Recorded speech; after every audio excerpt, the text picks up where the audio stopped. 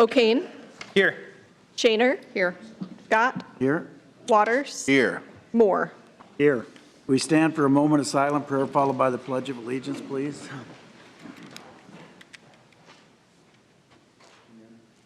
I pledge allegiance to the flag of the United States of America and to the republic for which it stands, one nation, under God, indivisible, with liberty and justice for all. Okay, who's first? The Historic Preservation Committee. Come on up to the microphone.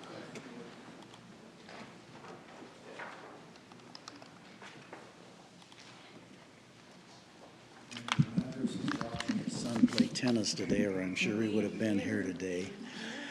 Whereas, on behalf of the City Council, I'm pleased to join the Historic Preservation Commission in promoting May 5th through the 10th as Historic Preservation Week in Sioux City, Iowa. And whereas historic preservation is an effective tool for managing growth, revitalizing neighborhoods, fostering local pride, and maintaining community character while enhancing livability. Whereas the historic preservation is relevant for all Americans of all ages, all walks of life, and all ethnic backgrounds. And where it's important to celebrate the role of history in our lives and the contributions made by dedicated individuals in helping preserve the tangible aspects of the heritage that has shaped us as a people and a community. Now, therefore, I, Robert E. Scott, Mayor of the City of Sioux City, Iowa, on behalf of the City Council, do hereby proclaim the 5th of May through the 10th of May as Historic Preservation Week in Sioux City, and urge all our citizens to learn more about Sioux City and its rich historic past. I'd like to present this to you, and you guys say a few words. Okay, well, hi, everybody. We are, once again, this is our 19th year, so we're pretty proud about that. This year, an overview, and Tom, I'm going to let you talk briefly, too, but we are featuring the Benson Building for all its restoration, and along with that, on Friday, the Star of Sioux City Award will go to Steve Nelson. That will be at the Benson Building, and that's pretty exciting for Nelson Commercial and Institutional Construction. And we've got a few things tomorrow. We have two events. We have a lunch and learn that is for anyone that wants to learn, that might own a historical building, commercial or residential, about historical tax credits. So that's at noon, isn't it, Tom? 11. Oh, 11, thank you. Yeah. Okay. And then, Tom, do you want to talk about the Northern Downtown Tour, which is also tomorrow at 6 p.m.? Absolutely. So tomorrow at 6 o'clock, the museum will be hosting a Northern Downtown walking tour. We are focusing on motor marks and Sullivan-esque architecture, which are abundant in the northern part of downtown. So that should be exciting tomorrow at 6 o'clock, starting at the entrance of the Public Museum. Okay, and then just quickly, yes, our theme is a drive-through time, and it's a celebration of Motor Mart history. Raise your hand if you know what the heck that is. So, Tom, which three buildings in Sioux City are Motor Mart? The three that will be on our tour are the Wetmore Building, the Benson Building, and what is today Bluebird Flats, formerly the Commerce Building. Okay. And then on May 7th, which is Wednesday, we'll have Pints for Preservation trivia, which is fun. Get a friend, get 2 or 3 people. Tom will have how many categories of Sioux City trivia? There are 6 categories of 6 questions each. Okay, and they're fun. You think you know Sioux City till you go to this. And just come have a good time. We're going to have it at the Boathouse down on 4th Street, and they've been really gracious with us. And then May 9th, Friday at 4 p.m., we will be at the Benson Lofts to present Steve Nelson with his award, which I have to say he was just really thrilled about this, which makes us all happy. And then, do you want to say anything, Teresa, about Saturday? Or you want to say anything? The historic bike tour. Yeah, we have a 3rd annual Sioux City Historic Bike Tour. That's on the 10th of May. It starts at 10 in the morning at Chautauqua Park, and it'll just tour the lower part of the historic areas around the city. Get your bicycle out. And the Railroad Museum will be open, and it will be free. I believe it's free admission all day. On Saturday, yes. On Saturday. So anyway, thanks, guys. We hope to see more of you here. No doubt. Thank you. Thanks for all your work. Thank you.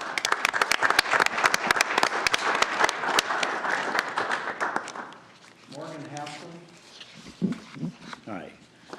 We have a proclamation that reads, mental health is essential to everyone's overall physical health and emotional well-being, and surroundings can impact if, how, and when a person's needs are met, which in turn affects mental health.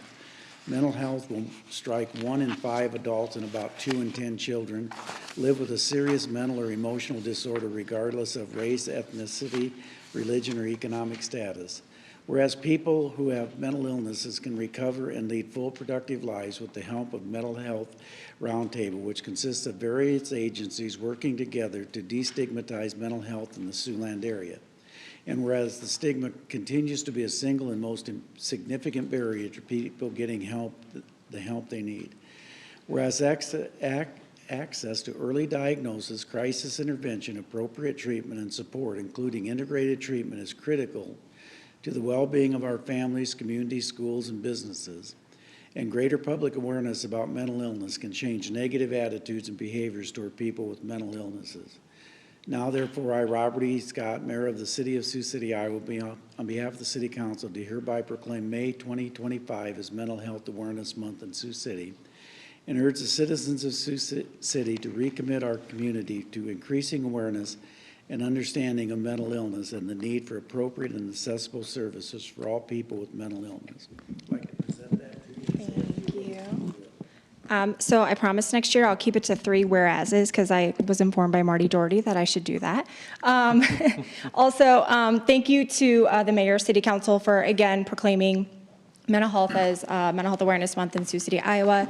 Mental health affects us all, whether we like to believe it or not, and it's important for us to come together to break down the stigmas and to allow people to go seek the help that they need. And I just encourage everybody in this room on May 15th to wear green to show your support. And again, I thank you very much. Thank Morgan. you. Thank you. Morgan, the only thing I would have said is I think we might have gotten more of a splash on the news if we would have done the ice bucket challenge in here or something today. So maybe next time. Maybe we not. could How think about of- next council? right. Is there one on Monday? I'll come There next you Monday. go. I'll be All prepared. right, we'll line up outside as long as the weather's as nice as it is today. Yes. So thank you guys Thanks so for much. your work. Thank you. Thank you. Okay, items 2 through 14 constitute a consent agenda. Items pass unanimously unless a separate roll call vote's requested by a council member. Anybody wishing to speak on an agenda item may come to the podium at the time the item is being discussed. Anybody wishing to speak on an item not on the agenda, please come up under citizen concerns. Remember to always state your name for the record. I'll move the consent agenda. Second. 2 is a reading of the April 23rd and 28th council minutes. 3 is a resolution adopting plans and specs for the undersized water main replacement project. 4 is a resolution scheduling a meeting for the loan and disbursement agreement and the issuance of sewer revenue capital loan notes. 5 is a resolution determining applicants for the city manager will be discouraged from applying if applications are made available for public examination. Mayor, I just want to state for that because I did receive concern about that from a citizen, and I believe I forwarded it to the other council members. But that is to align us with state law. And there is a concern particularly about the public not having a say or being involved with the selection process. And we have made it clear that we would appreciate there to be some type of a town hall so that citizens are able to ask questions and have some input in the process as well. And we also are going to be forming a citizen board, which will be integral to the selection process of a city manager candidate too. So I just wanted to state that because I don't want people seeing this thinking not going to have any input on. I think that's a good point to make, because when you read the agenda item, it does make you wonder and think twice. So I'm glad you clarified that, Matthew. 6 is a resolution approving a partial settlement of a tort claim and authorizing payment. 7 is a resolution scheduling a hearing on a proposed amendment 1 to the amended and restated Teton Urban Renewal Plan for property at 3540 Indian Hills Drive. 8 are actions relating to grants. A is a resolution approving a reallocated grant funds from the Iowa Homeland Security and Emergency Management for the Homeland Security Grant Program. B is a resolution approving a grant agreement with HUD for Continuum of Care Planning Project grant funds. C, 1 through 4 items relating to grants with the IDOT. One is a resolution authorizing an airport state funding application for commercial service vertical infrastructure grant for terminal improvements. Two is a resolution authorizing an application for the air service sustainment grant for marketing efforts at the airport. Three is a resolution authorizing an airport state funding application for an improvement program grant for the second phase of the South Apron reconstruction project. Four is a resolution approving a transit joint participation agreement for a grant for one light-duty bus. D is a resolution supporting the submission of an Iowa Economic Development Authority application to the Workforce Housing Tax Credit Program by Lave Bay Development for the property at 11-7 to 11-9 4th Street and Iowa Street. E is a resolution approving a contract amendment 4 to the sub-grant agreement with the Iowa Finance Authority for the American Rescue Plan Act Emergency Rental Assistance Fund. 9 are actions relating to street closures. A is a resolution temporarily closing sections of Pierce Street on May 10th for the Briar Cliff University commencement reception. B is a resolution temporarily closing various downtown streets on May 10th to accommodate the Jackson Street Brewing Cars and Tacos. C is a resolution temporarily closing sections of Orleans Avenue May 15th through May 18th for the Morningside Days Parades and temporarily closing various streets and restricting travel in the Morningside area on May 15th for the Morningside Day Parade. What we're passing is starting at Palmetto and going west. Okay, good. All right. Thank you. 10 are actions relating to agreements and contract. A is a resolution approving an owner reimbursement agreement, statement of understanding with 712 Market Street for a mural at 712 Market Street. Mayor, I'd like to have Jill just come up and go over that. I think there was a little misunderstanding where that funding was coming from, so I just want to clarify that the city's not installing this. Jill Wanderscheid, Neighborhood Services Manager. The mural in the amount of $40,000 is funded by the Gilchrist Foundation. That was a grant we received a couple years ago, and we've just been looking for the right place and the right artist in order to install that. So the grant dollars were awarded, and the city's just kind of been holding on Yep. until the right opportunity. Exactly. Mm-hmm.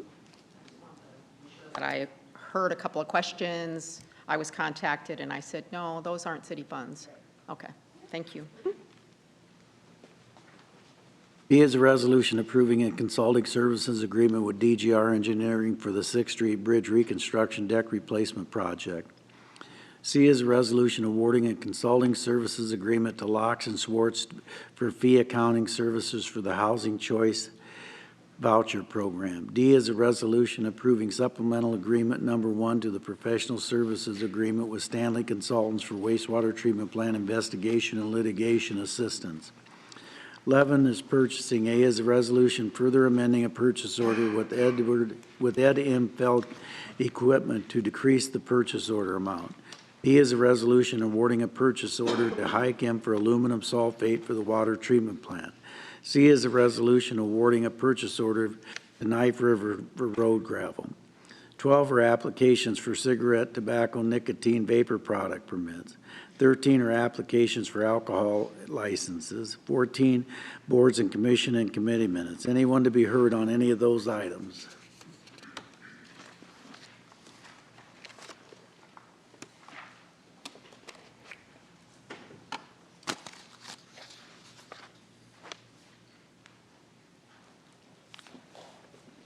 Passes 5-0.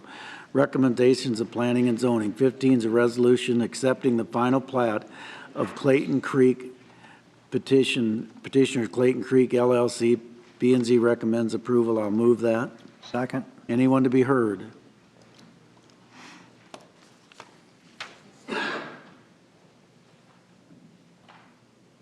What do you got, buddy? That's your report. We passed with us on a 5-0-1 vote.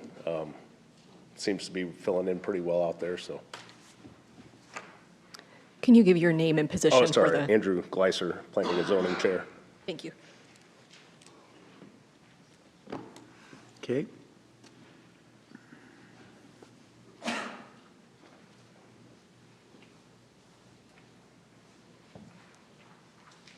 Passes 5-0. 16 is a hearing and ordinance vacating an alley adjacent to 106 13th Street. The petitioner is Adrian Cancino Magna. P and Z recommends approval. I'll move it. Second? Hearing's now open. That was passed on a 4-1 vote. It's the last little piece of dead-end alley kind of over by Heelan that served no purpose for the city, so it passed. But does it limit Heelan's development over in that area? Because I know they're working on a master plan. They came to us and stated as such. So this was left out when they did all the vacations, I think it was back in 2012, to avoid any type of confrontation or setback on the project. So there were two properties that had alleys abutting them that they did leave. This is one that's coming. The petitioner is here in the audience. He's next to his house that he owns, and he has petitioned to have it vacated. But Heelan will have the right to buy half of it? Yes, they would have the option to purchase their half of the alley. And Mayor, yeah, and I mean, I don't want to put words in anyone's mouths, but just thinking, you know, of a master plan and a future development, you know, if and when that home would become available and they wanted to develop and would expand into that piece of property, who knows down the road, my assumption would be that they would then take that whole property and then have that, you know, the vacated alley if and when they would choose to do so. So it's, at least they would have the option to buy their half, and then if and when they decide to purchase or move forward with that other property, all of that. That was ours also, and if it were to be if they were not to purchase that property and we vacated it would be the same position. The owner would have the opportunity to buy half that property, just like Heelan does for the other. Correct. I have a couple of questions on the two remaining houses. The reason why this alley wasn't vacated, the two remaining, is the other house part of Heelan now? I believe that's still independently owned. The other one that's on, I think it's, Well, it says the platted 800, so we're talking about a 16 by 50 foot alley, aren't we? There's For another. the 800 square feet. There's another house on, I think it's Grandview or Douglas. that also has an alley abutting it. But this alley in question, isn't it? It's not this house. This house is separate. When they originally went in and bought all those houses and vacated the alleys and the streets, there were two houses. This is one of them that they left the alleys on. The petitioner has come forward to petition to vacate the alley that's on 13th Street. Two houses. There were two houses. There's one that runs on the north-south, that it's not part of this.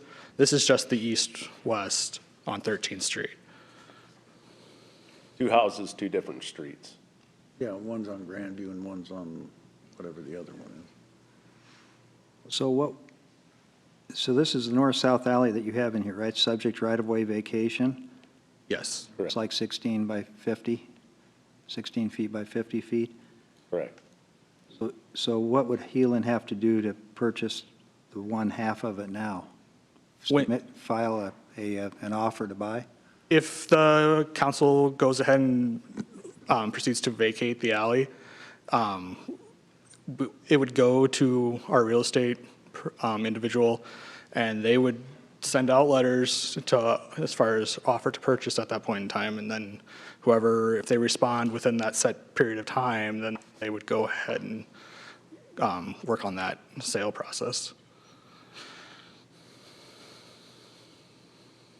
It's to the north of their building. It's up on a hill. It's on a hill. Yeah, but I'm looking at this, Right. I'm looking at your area map. You probably can't get that on the screen, can No, you? but they own all this. They do. Heelan owns all this. Yeah, so they got a right to buy half that alley. Right. Okay. All right, thank you. Okay.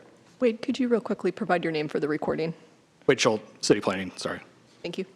Anyone to be heard? Seeing none, the hearing is closed. We have one, sir. Oh, sorry. Adrian Casino Magana. I'm the one that actually asked to vacate the little alley. I guess the only reason that I want to vacate the alley is just to actually have like off-road parking, because I talked to the city about it before. They said I couldn't be using it as a driveway, which I haven't. I've been taking care of that little slot since I moved there. I believe the people before me also were mowing the lawn, taking care of that little inlet, everything. So I just wanted to actually be able to purchase it and actually be able to make a driveway or off-street parking. Obviously, I know Healing will also have the option of buying their half, which I'm totally okay with. I understand that's the process. I would also want to be able to buy my half. So the 8 feet would work for you? Yeah, That I would- can park a car, Oh, that's fine okay. with me. All right. I know sometimes in the past, we've had P and Z items come to us where somebody needed the full width of the alley, and the parties worked something out with an easement, a permanent easement for access, that kind of thing. But it Yeah. doesn't seem like that would fit here anyway, so if No. you're okay with 8 feet and if Yeah, Healing's okay. on my end, as long as I can park a car there and Sure. not have any issues with the city, fine with me. Thank you. Okay, thank you guys. Thank you. Hearing is closed.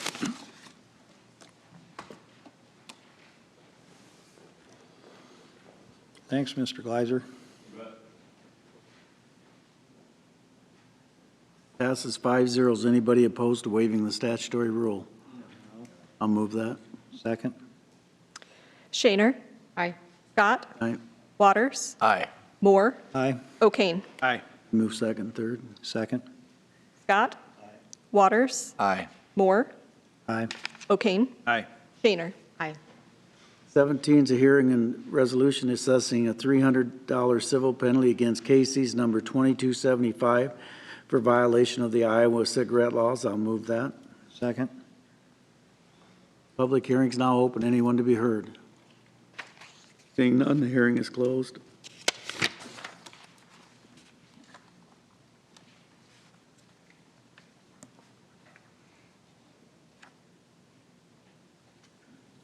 Passes 5-0.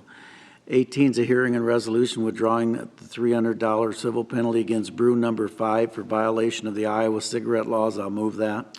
Second? Public hearing is now open. Anyone to be heard? Seeing none, the hearing is closed.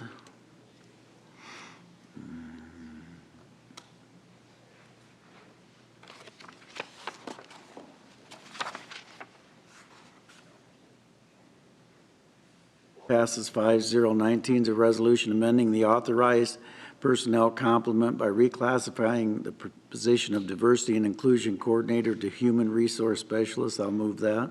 Second? Anyone to be heard? I would like to say a couple things. I am not in favor of this because I don't think it, oh, please, you go first. It's just good to see you. Thank you. Someone left their phone up here. I don't know if it's supposed to be up here, but.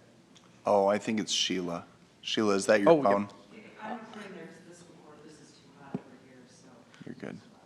Okay. Hello, everyone. Hello. Hey. Give me just a second. I'm going to get this out of here. If I can. There we go. It's my first time reading from a phone. I usually have paper, so. I just want to address everyone. Name, please. Monique Scarlett. Thank you. Yes, thank you. Hello to the mayor and city council. I first want to thank you all for being accountable in your elected seats.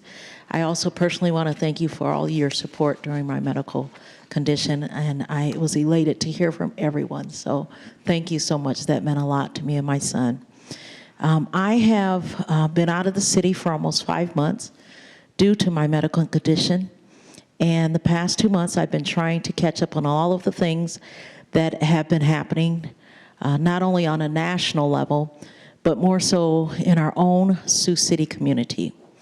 I'm thankful to be back home finally. And in my return, I have mixed emotions and a lot of concerns. Coming home is not looking like home. A lot of moving pieces have happened. A lot of changes of policies, procedures, and decisions that are being made that are impacting thousands of people in our city of Sioux City. This is another moving piece today. The Sioux City chapter of the NAACP and other organizations such as Unity in the Community And I just happen to be president of both, so I'm speaking on behalf of those organizations as well as myself. We sat down in 2020 in a spirit of unity and peace to create and implement a position and committee that would be vital to the success of our future growth in Sioux City. Because of the national climate, the city chose to definitely instrument this in 2020 under the umbrella Diversity, Equity, and Inclusion Liaison position, and have an advisory committee that would be able to assist in any and every matter to ensure that this would operate in the intent it was created to do. Things happened, things changed, but the promise still remained that Sioux City would continue to support the position and committee in every way possible. We now find that the possible is impossible, according to a few. I'm standing here today with a voice of concern, not only as the president of both of these organizations, but as a lifelong citizen of Sioux City. I, along with my colleague, Ike Rayford, spent many hours with the city manager, Bob Padmore, and city council members Alex Waters and Dan Moore, discussing the future of the inclusion liaison position and the advisory committee. With the dissolution of the committee and modified job title, my question is, how do you think the changes that are happening in our local community will be able to enhance the growth of the future in Sioux City, a diverse future? When people see that their voice no longer matters and the city starts to become silent, then that says that we're no longer growing or embracing the true vision in which it was determined to be. We stop growing and we become stagnant. This is another opportunity to meet the moment.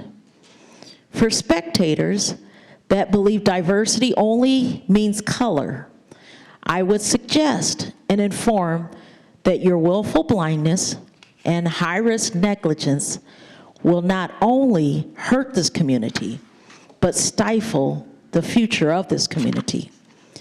Every voice should matter. Every vote should count. As I see surrounding cities growing, evolving, and businesses booming, I would challenge Sioux City to finally take a hard look at the future of Sioux City. What do we really want our city to mirror? Do we want just to select a few and have them in control? Or do we want a city that will meet the needs by supporting equity, inclusion, and diversity for growth? I would hope that we would want to embrace and include everyone. It's good to be home, although it looks different, it feels different. I hear things differently, and now we have some work to do. We have to be sensitive, continue to be knowledgeable, and creative to sustain the vision that was created in 2020. We came together then, and we need to stay together now. Thank you. You. It's good to see you. Thank you.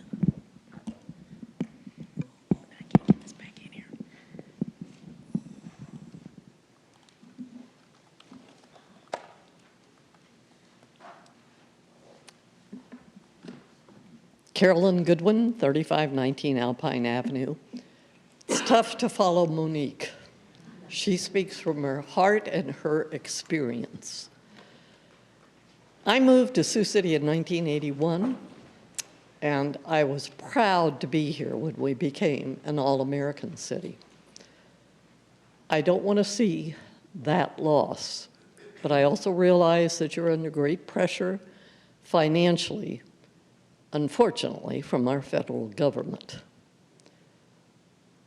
I remember as a member and founding member of Interfaith Resources, when we rose to the occasion to support citizens in this community during a time when there were difficulties coming from on high. And I remember our congressman from Spirit Lake guiding us, Berkeley Bedell, to take action. I'm concerned now. I realize you have a difficult decision, and it comes down to money. But I do want to go on record that I'm highly disappointed in our federal government and their support for all that y'all are doing. And the y'all comes from Texas, but I'm much more appeased to be an Iowan than a Texan these days. But I continue to hope that there can be a way around some of these cuts being dictated in a country that should not be one that dictates at the local level. Thank you very much. Thank you. Thanks, Carol. Thank you.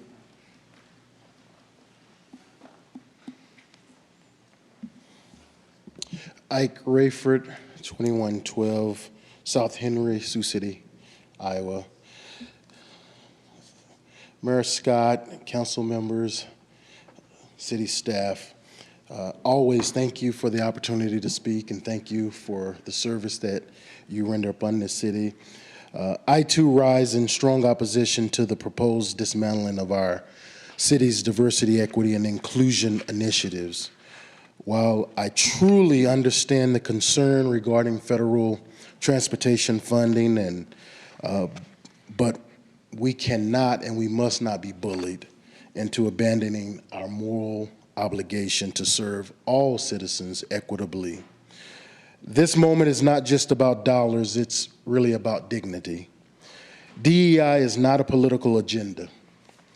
It is a reflection of our commitment to justice, fairness, and belonging. And for years, Sioux City has made strides towards becoming a place where everyone, regardless of race, gender, ability, background, can live, work, and thrive. Undoing that progress because of a vague threat from the Department of Transportation sets a dangerous precedent, and it's very vague. It tells us our most marginalized communities that their needs are expendable, that their dignity is negotiable. That inclusion only matters when it's convenient.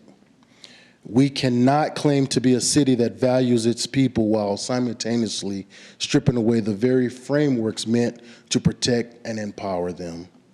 These initiatives were put in place because our community asked for them, because history demanded them, and because progress required them. I urge you to stand firm. Do not allow fear to override your responsibility to lead with integrity. If there are concerns with federal compliance, let us address them transparently, but not at the cost of abandoning our values. This city belongs to all of us, and any city that seeks to silence DEI is not only ignoring federal pressure, it's turning its back on its own people. What is DEI? It's the signs on the bathrooms. It's the signs, it's accessibility. We can't turn away from that. So let's be clear. You were elected to lead, not retreat. Now is the time to be courageous. And I'll end with the mission of Inclusive Sioux City is to advise the mayor and city council on equity and inclusion strategies that strengthen connections among diverse living and communities living and working in Sioux City, and with the city government and members of the Sioux City business and nonprofit communities. The goal of this work is to create more equitable outcomes for the people who live and work in our community. Thank you. Thank you. Thank you. Anyone else?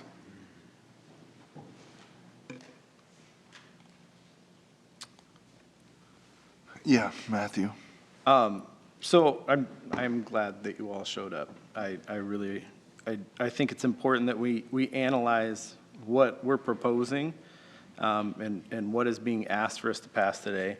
I understand the aspect of losing federal funding is a scary one. I'm not happy with the solution that we've come up with, and I think that there's other solutions out there. I emailed with Ms. Karen Mackey.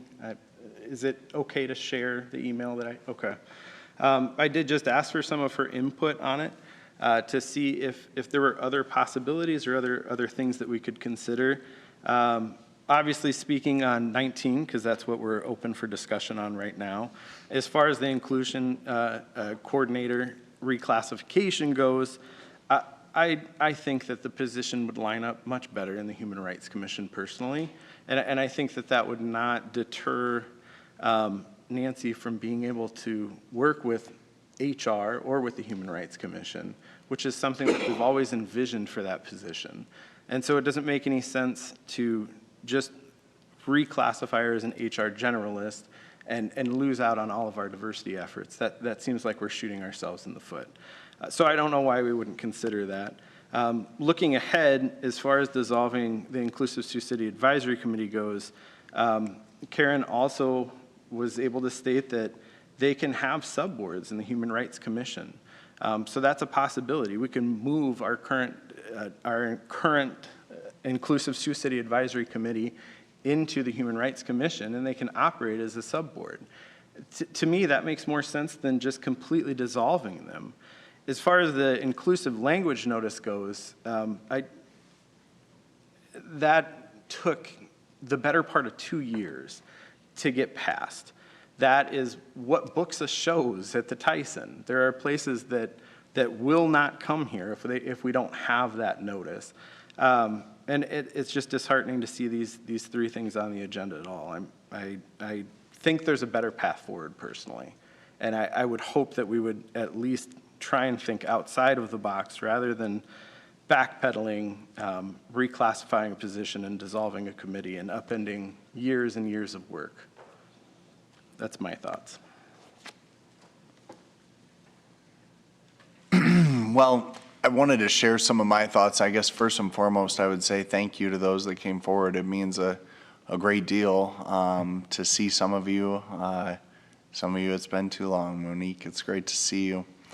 And I thank you for your courage and your willingness, all of you, to step forward and share your thoughts, because I think that's important. I will say what I think makes Sioux City in this area beautiful is its diversity. I think it's a strength of ours. I think it's something that makes us not only unique, but also so wonderful in that we have so many different cultures represented and taking part of this fabric of this area, this community. It's part of our history, and it's going to be surely part of our future. I will say that I also think that this whole notion around DEI and those initiatives that are being taken away or stripped from whether it's federal agencies or at various levels of companies or what have you are missing the mark. I think that it's become a political soundbite rather than a deeper understanding of what those initiatives are, because I truly feel that if you are a woman, if you have a child, if you have a medical condition, if you are disabled, if you are a range of different things, you have benefited from DEI initiatives. Maybe it wasn't classified at that point in time, that those laws, those initiatives, those policies, those changes were adopted, amended, or implemented, but you benefited from them. And I think that there was a certain point in our history, recent history, where we started to label and name those initiatives in an attempt to be more inclusive and focus on those things, because we all should have a seat at the table. I know I'm certainly thankful for those initiatives. It's allowed me to be able to openly enter into buildings, to be able to serve in different capacities, all different kinds of things. Now, with that being said, I understand that a decision is before us, and I'm going to lump my comments more specifically to all three of them rather than just individualizing or separating them out. But I would just say, if it was me on a personal level, if it was me and my personal business, I am all about standing up for these initiatives and saying, no, we need to do what is right. We need to forge ahead and understand that these are valuable things that will make us better. However, I also feel that as a city council member, I have a responsibility to the taxpayers and the people of this community. And that's not something I'm willing to jeopardize funding for, especially when it seems that the state, most specifically, but also the federal government, has done everything in their power and looks to, with the latest property tax bill that are being pushed through the state, that they are doing everything they can to redirect funding away from cities and local municipalities and direct them elsewhere. So I fear that if we were to lose these funding opportunities, if we no longer were to receive these grants and things, that the pain and pressure that our taxpayers would endure would be great as well. And so that's the decision that we're left to. Now, what I will say is optimistic, and the mayor always jokes that we try to be optimistic, or some of us try very fervently to be optimistic. It gets hard from time to time. But I will say that I feel that even as a human resource specialist, or as that initiative, none of those efforts are necessarily dying with just one position classification. I think that we as a community overall, we as a staff need to lead and always focus on recruiting and retaining individuals, staff members that look like us, and having an open and inclusive environment that would welcome anyone to apply and work in our community, or specifically this organization. I hope and believe that those things will continue. I also understand that I'm a little frustrated that some of these other things will be going away, such as the advisory committee, because I think that using your voice is extraordinarily important to speak out and at least share your experience so that things can be changed. But I think that there will be, to Matthew's point, opportunities for that. I don't think they will be stifled. I don't think they will be silenced. But I think that as for having a specific committee organized through the city, it's not in our best interest at this time, and I understand and I respect that. And finally, that inclusive language, again, I hope that it does not necessarily detract from the work we are doing, the people we are able to bring. Hopefully we can show them who we are as a community, and one sentence cannot necessarily define that. So I hope that we continue to lead through these initiatives. I know that I certainly will try and do my best to be that light, but at this point in time, I think it would be my own personal endeavor to stand up against these threats and these things and gamble money and resources away from my community when it feels that we're already getting so much taken away from us. So I hope that makes sense. I'd like to add to what Alex is saying, or to continue on with it, that I agree that I think that the overall view of DEI, people have simplified it down to skin color, or maybe even just male, female, driving it into only the workforce. Who should I hire? But not, how can this person get into this house? How can this person qualify for this loan? It's so many more layers, and I think Sioux City has made great strides, especially even since I've been living in the city. I didn't grow up here, and I grew up in California, and I moved to Le Mars, Iowa, and there wasn't a lot of cultural diversity there back in the 1970s when I moved there. Where I grew up in California, I was considered diverse. The school I went to, less than 10% of us were all white, and everyone else was every other color but white. So diversity, I get it when it comes to skin color, but there's so many other layers to it. The women, disabled kids, finances, there's so many other layers to it, and we need to recognize that. However, to Alex's point, are we willing to risk financial security for those that are in need to be considered for DEI? Because we also, it's not just transportation, it goes to layers of HUD for housing and funding and all kinds of financial aid. And again, that would hurt those who need it the most, is who DEI partially fights for. So again, on a personal level, No way would I ever support it. No way would I ever lay it out and say, yeah, it doesn't mean anything, let's just take it away. It means a lot. And I'm getting a little teary-eyed right now. And I think that the advisory committee could work well under human rights. I think a subcommittee that Matthew brought up would be a good idea. We've got a lot of committees in Sioux City, and a lot of them do advise city council. They could advise us through human rights. I think that's a good idea. I think it's something that we should consider. But as far as risking these multi-millions of dollars of fundings, when it's really not just transportation, it's many more layers. Again, this vote, I'm probably not going to be able to vote it down. I'm really not. And it's for those reasons. And I just really want to make that clear. I have some comments to make about these issues and concerns as well. It was in the fall of 2020 that Bob Padmore and I and Ike worked together for the good of Inclusive Sioux City Advisory Committee. And it was formed then, and we had our work cut out for us as far as setting up the structure of the Inclusive Sioux City Advisory Committee.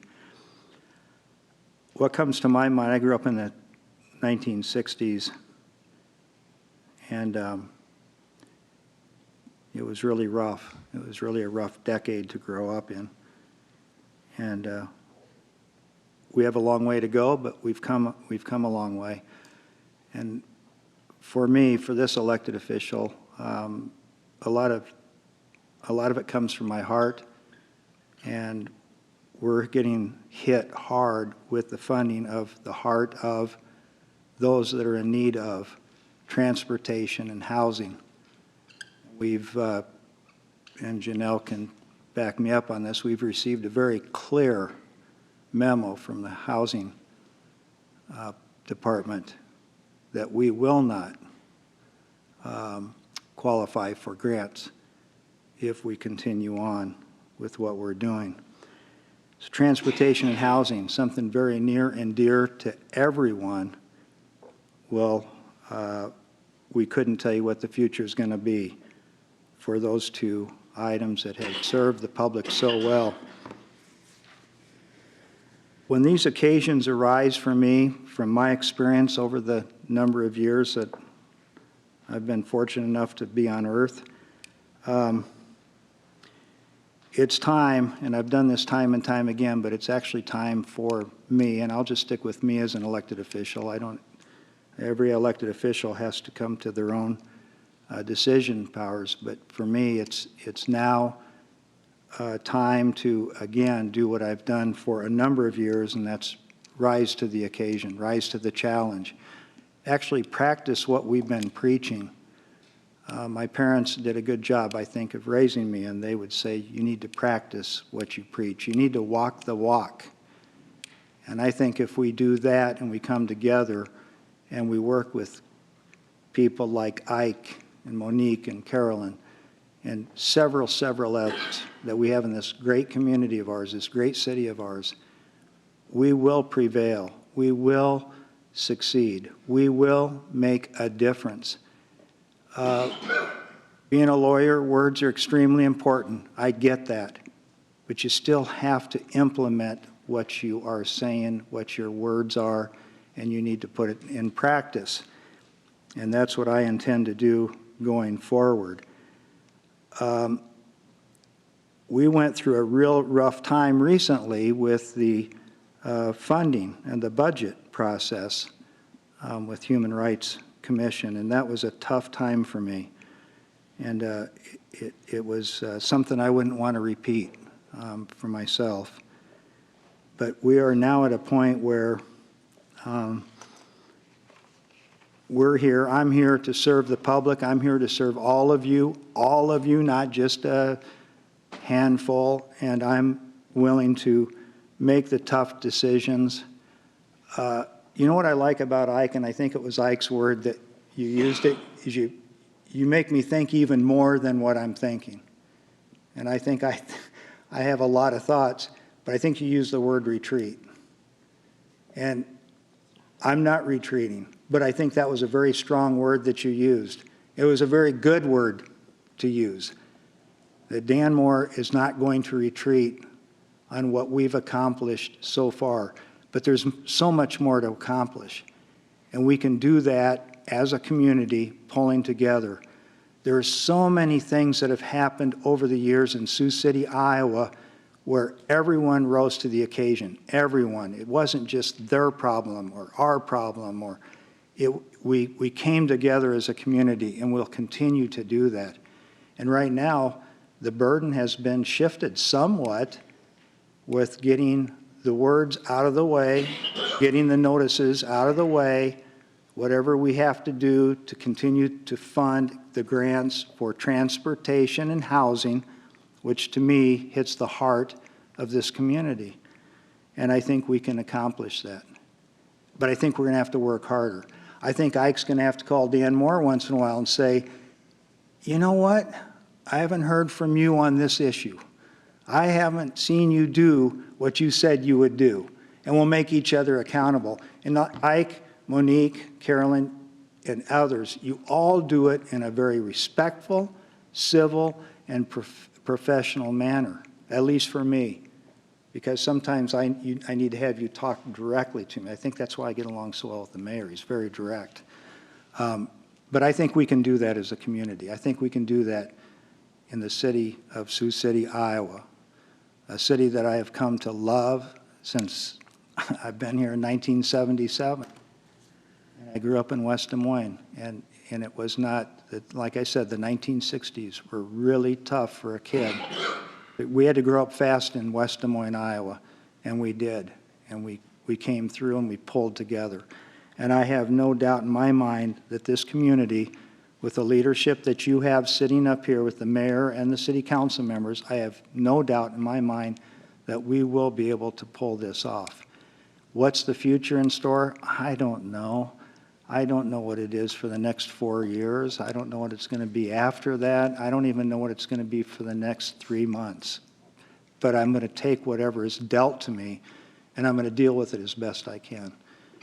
That you have my pledge that I will continue to fight the good fight, to prevail when I can, and when I get knocked down, as I do several times in this area of living on earth, when you get knocked down, pick yourself back up and you try to do better, you try to do something that's going to make a difference. And I'm going to continue to want to make that difference. So these are difficult votes because it's not what we want, but it's what we need to do at this point in time. But it's how we respond after this evening. How do we respond for days and months and years to come? That's all I have, Mayor.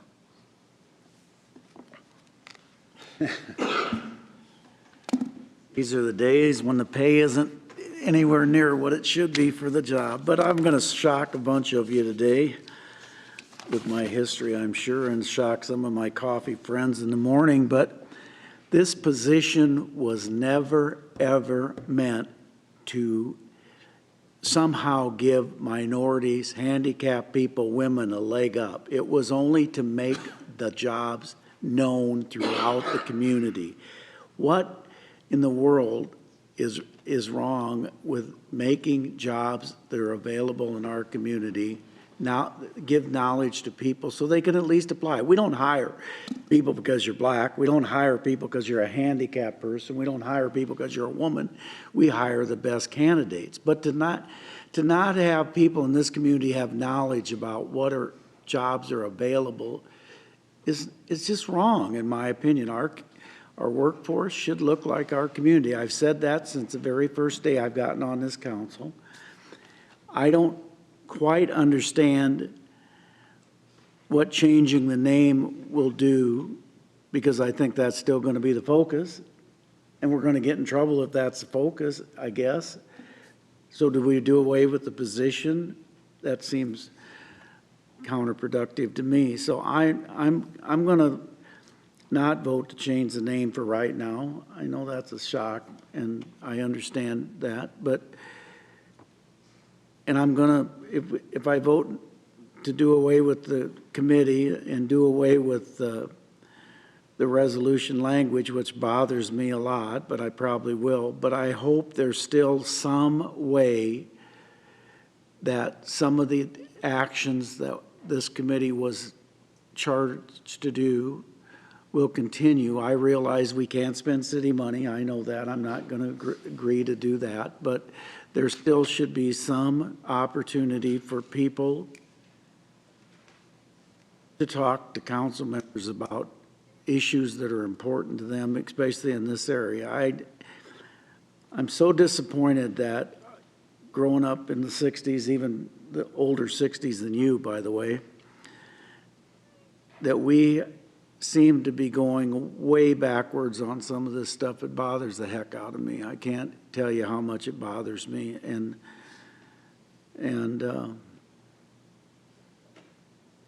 you know, I'm going to catch hell for, I got hell for the human rights. I'm going to catch hell for this, but it's just, what we're doing is not what the federal government's even talking about, in my opinion. And I just worry that we change things for no reason. So I guess I'm ready to vote.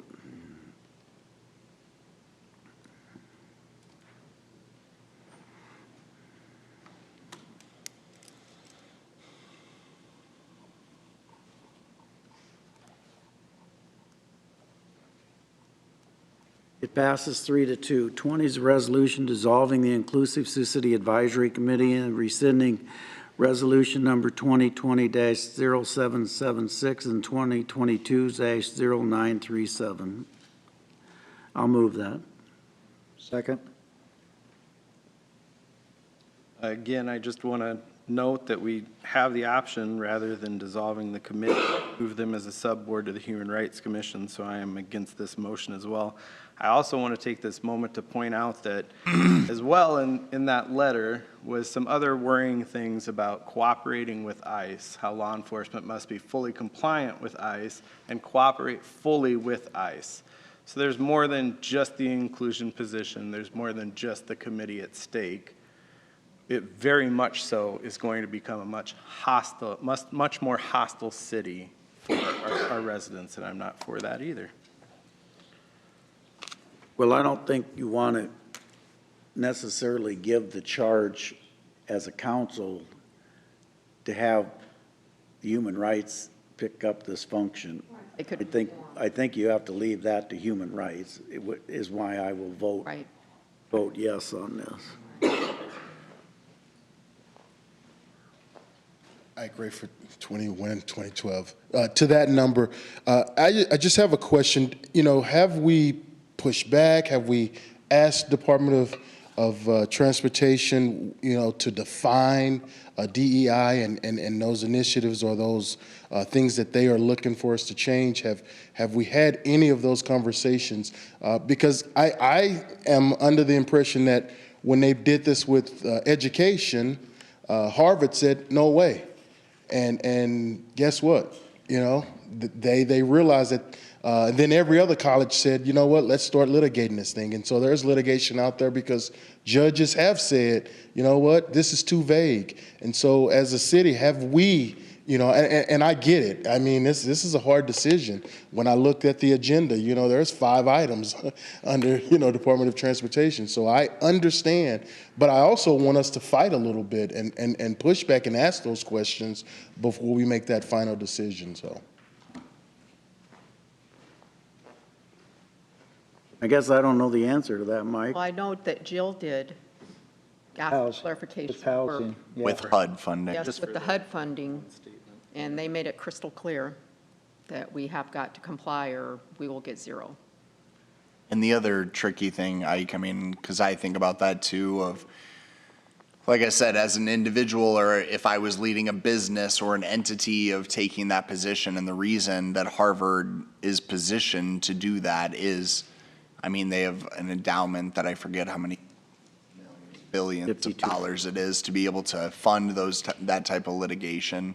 And so we're just not in that position that I'm willing to take that risk, but I appreciate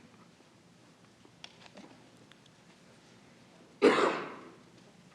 Good afternoon, Karen Mackey, Human Rights. I will absolutely bring this to the commission as far as finding a way to get the work that Inclusive is doing, maybe as a subcommittee or something. So we will definitely take a look at that. Okay.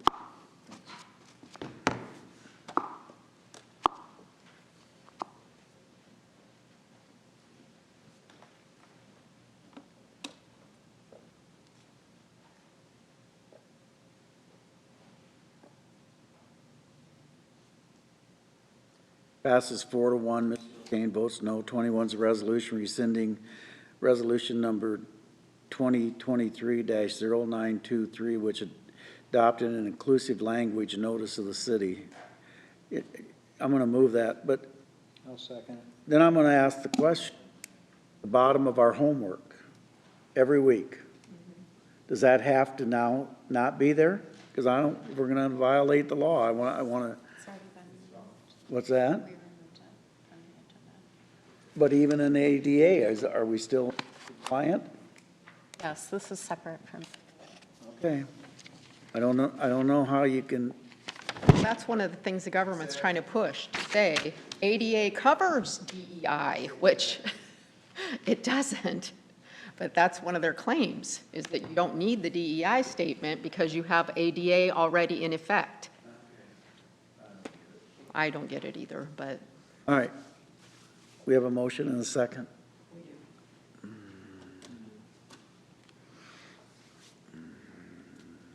think if we can get people to actually say what it is, diversity, equity, and inclusion, because saying the initials, in my opinion, have been. Stigmatized. It's the what?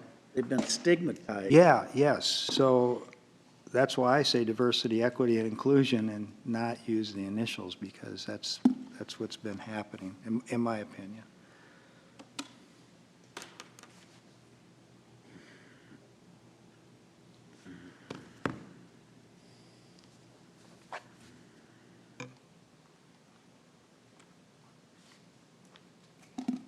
Passes 4-1. Anyone else be heard from citizens?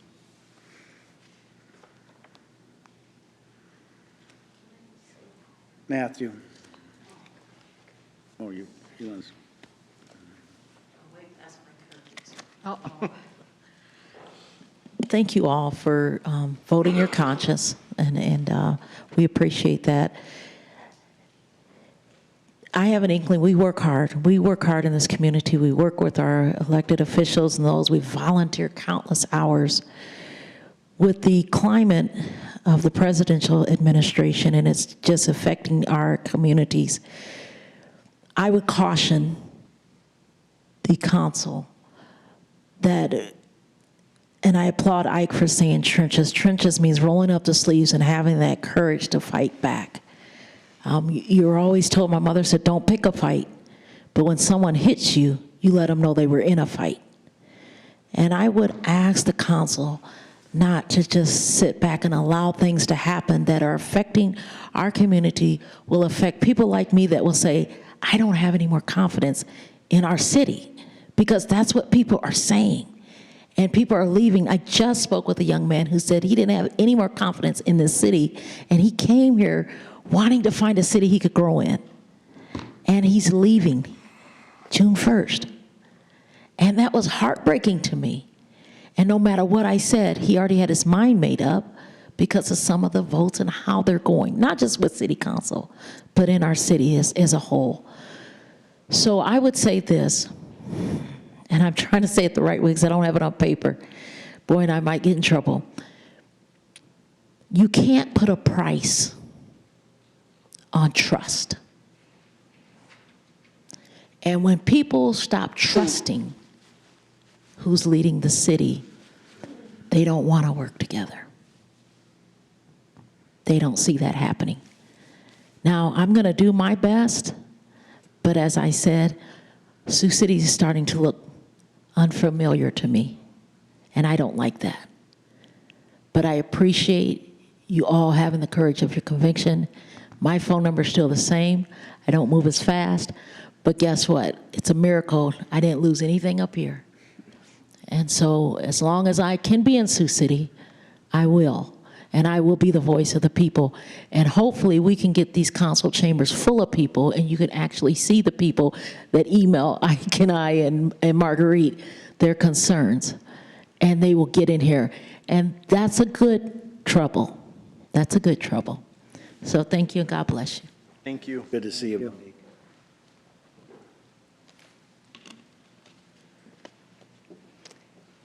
I'm Marguerite Reinert, 2839 Summit Street. Thank you all for all of your work and all of your efforts and your passion in this area. The one thing I would like to say is the now what piece, and to be expedient on that now what piece. That's what meeting the moment involves, where tough decisions have to be made, and that is what it is. But we as a community are watching and listening and being very aware of what is next. So this next step, I encourage you to not sit on it, to be moving on it and move it with the expediency, transparency, and honesty, because those of us that are here and that are willing to do the work need to see that effort.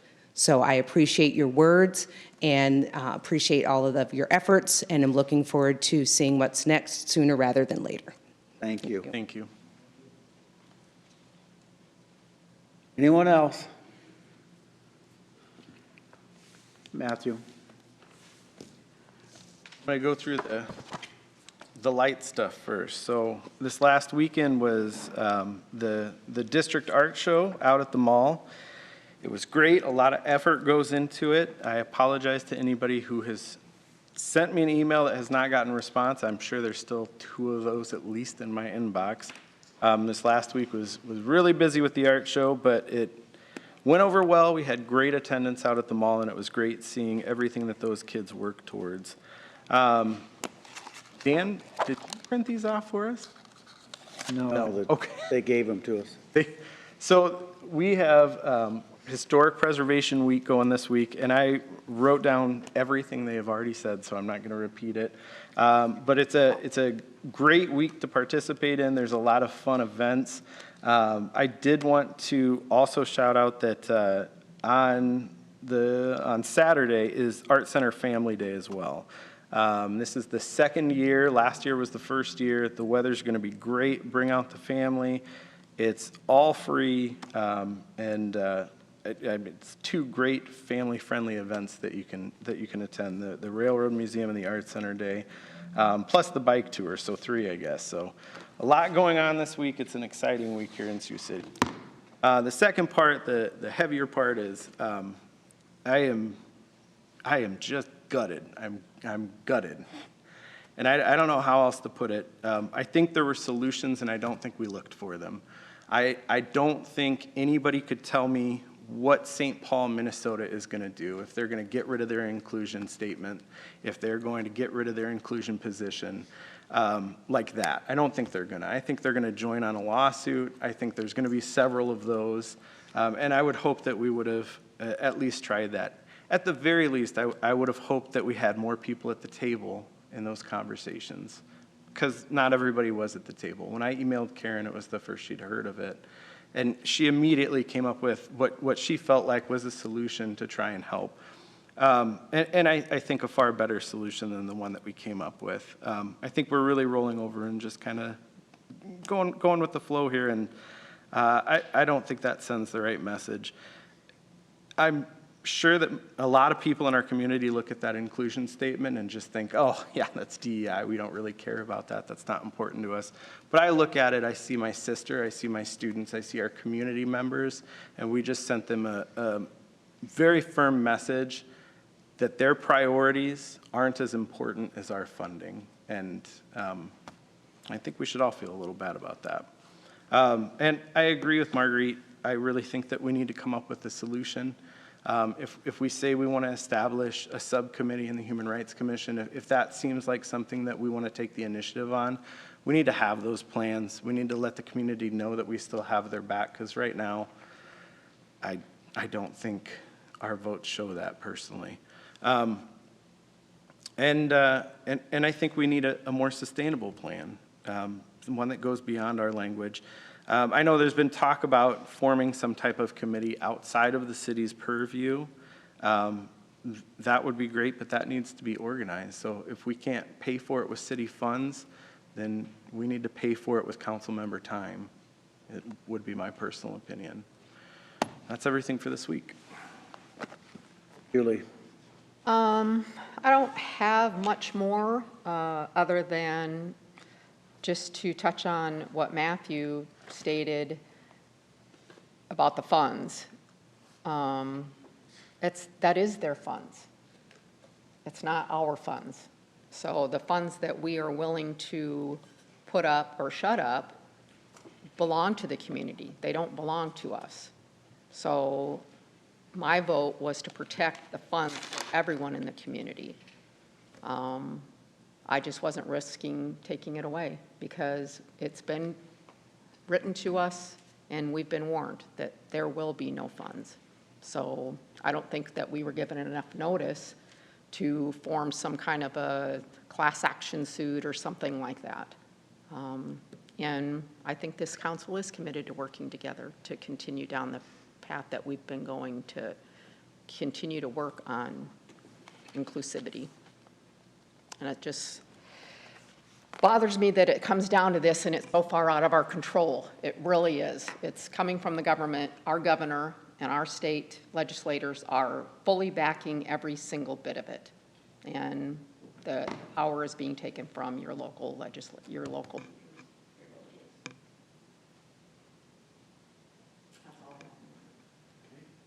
Two things. I would just say that, and I wasn't going to say anything more or belabor the point, but now I'm more frustrated. But I would just say I think that our community has done a lot. And I think we were proactive in this, and I want to thank all of those individuals that were proactive and did speak up and were a part of this and believed in this, because I tell you what, if you don't know the political landscape of our community, I mean, I think we were at the forefront of pushing some of these initiatives to be more inclusive and make sure that we are getting out recruiting, retaining, making sure that our workforce looked like our community and our population. And I think that's important. And I would challenge anyone to find a city within 90 miles of our community that has anything close to reflecting what we had. And I don't think that goes away with the removal of one sentence on our agendas or on our website. I don't think all those efforts were for naught. Now, do I believe that those voices will need to be heard in a different way? You bet. Do I think that we need to protect ourselves and our taxpayers so that those dollars are not further stripped from our budget to where we are just eliminating more positions? You bet.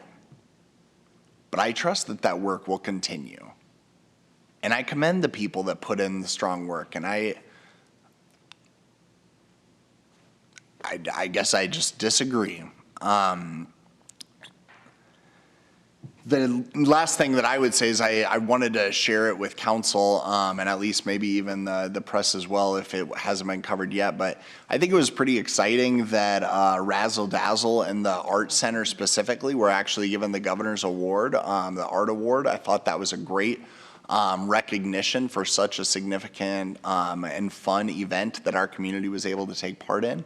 I also wanted to publicly recognize all of the people that came together, including council, but more importantly, the volunteers, the donors, Parks and Rec, all of those individuals that made Cone Park and specifically the mountain biking area, all of those things possible, because it was recognized in Midwest Living magazine as one of the top outdoor things to do in the Midwest. And I just thought, our community gets recognized in a lot of great ways, and we showcase a lot of the good things that we have going on, and sometimes it's easy to dwell or get stuck on the bad and the things that are not going necessarily how we would exactly expect. But I think that we do have so many things that we should continue to be proud of and fight for in our community. So I just wanted to give kudos to those individuals that were working on that project because it did not go unnoticed. That's all I have, Mayor. Dan? A couple of things, Mayor. The mayor and I attended the ordination and installation of the new bishop of the Diocese of Sioux City last Thursday. Bishop Keener's installation took place. It was really a beautiful ceremony. Really enjoyed being there. Secondly, I just want to say this. I'm not a gambling person, but I try to do what's right for the entire public when I make a decision, and I want it to be an informed decision, and I want it to be one that the public, the citizens of Sioux City will understand why I voted what I did. There is part of me that if I really thought that we all really could sustain the funding going away, and I mean really put some hard numbers together to show what we could possibly lose, you know, that would be like calling their bluff. And it would be it'd be saying, you know what, we're going to continue to do what we're doing as a community, and if worse comes to worse, our community will be able to withstand it. We can do without funding for transportation. We can do without funding for housing. I don't want to get into the airport because we have, I mean, that's still tentative. There's a lot of tentative funding for the airport, which will have a severe impact on the city of Sioux City if it doesn't go our way. It's not just about commercial. And but I don't want to do that. And it's easy, of all the years I've had training as a lawyer, sometimes it's easy to say, well, let's just have a lawsuit. We'll just file a lawsuit. And if I really thought the public would want to pay the funds out of our treasury of the city, of their money, their taxpayers' money, if they really would want to fund that and know exactly what the total cost could be, I might say, yeah, let's do that. But it seems so risky to me. It just seems so risky at this point. And I can't, Alex made some good points. I can't compare Sioux City to a lot of other communities when it comes to serving the public. I think we do a great job, and I think we're very aware of what's going on in the community. And if we're not, I think we're very approachable to be taught what's going on in the community. So I really struggle with that, though. There is part of me, there really is a part of me, and I'm just being very transparent with all of you. There is part of me that says, let's take our chances on this. Let's see what we can do without the funding. Let's see what we can make of our community just with taxpayer money, of people that live here, work here, and have jobs here, and have businesses, and that kind of thing. But right now, my conscience is saying, don't do it. Work hard the other way. Take the challenges that have been made today, that have been spoken so well by everybody. But Mayor, I just need to say that because I don't want the council, I don't want the mayor, all of us to be painted with a broad brush of we don't care. We do care. We care where to the point we lose sleep at night. We care where we get stirred up and we carry it with us. And I'm not complaining. I signed up for this. I'd take this job in a heartbeat any day because of the challenges and because of the good I think I can do in the community. So I just wanted to kind of further explain that. And Matthew, I've respected your opinions ever since you got on council. I really have. And you speak your mind, you speak what's in your heart, and I appreciate that. But as some of us have said, sometimes we just agree to disagree and try to still pull together. And we do that as a 5-member elected official body, and it's I hope we can continue that, and I hope we can make it. I hope we can continue to make a difference. Thank you, Mayor. That's all I have. Yeah, I just wanted to reiterate what Dan said. I'm not much of a guy to sit 2 hours, as you all know, but I made it through the ordination of the new bishop. A good Catholic lady said, if I was like you and wasn't Catholic, I don't think I would have made 2 hours, but I did, and it was, music was unbelievable, and I'm not a music guy, but the music was absolutely unbelievable. With that, I guess I'll just say Happy Mother's Day to all the mothers, and we'll see you next week. Move we adjourn. Second. Waters. Aye. Moore. Aye. O'Kane. Aye. Shaner. Aye. Scott. That card in. Well, I pissed on my red.